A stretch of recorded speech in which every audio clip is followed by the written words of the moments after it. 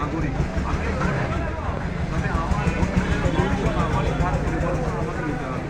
আর বিশেষ করে আমার রাজ্যে যেভাবে একটা কালো ছায়া আসতে মানে কালো ছায়া আসছে, সেই কালো ছায়াকে দূর করার জন্য রাস্তায় নামবে, দেশ দশের স্বার্থে নামবে, বাঁচাবার স্বার্থে নামবে।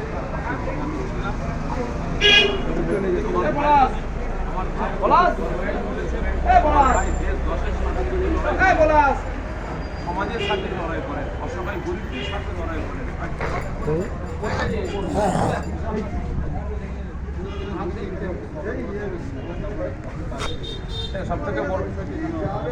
সবথেকে বড় যে দাদাপীরের দরবার, এখানে সবাই আসার অধিকার এখানে আছে। তো গাইডার বলে না, এখানে প্রত্যেকটা ধর্মের মানুষের আসার এখানে অধিকার আছে। তবে আমার ফ্যামিলিকে কেউ কটু কথা বলে সে ফুরফুরা শরীফে আসবে, তিনার বিরুদ্ধে কটু কথা বলেছেন, তিনার কাছে দোয়া নিতে আসবেন, তিনার মাজারে আসবেন, সেই পরিবারের সন্তানে আমি তাকে ঢুকে দেবো।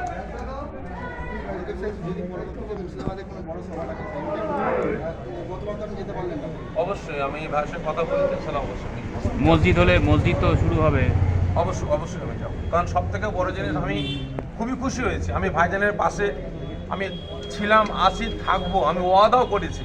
কারণ সব থেকে বড় জিনিস হচ্ছে আমার রাজ্যের মুখ্যমন্ত্রী, তিনি যদি একের পর এক যদি হিন্দু ভাইদের মন জয় করার জন্য তিনি রাজনীতি প্ল্যাটফর্মে দাঁড়িয়ে তিনি মুখ্যমন্ত্রীর চেয়ারে বসে যদি একের পর এক আপনার মন্দির তৈরি করতে পারেন, আমার দেশের প্রধানমন্ত্রী যদি তিনি একটা জনগণের চেয়ারে বসে, জনগণের ভোট পেয়ে চেয়ারে বসে, নিরপেক্ষ চেয়ারে বসে তিনি যদি বাবরি মসজিদ শহীদ করে যদি রাম মন্দির তৈরি করতে পারেন, তাহলে আজকে আমার দেশে, আমার রাজ্যে এমপি, এমএলএ জনগণের ভোট নিয়ে আজকে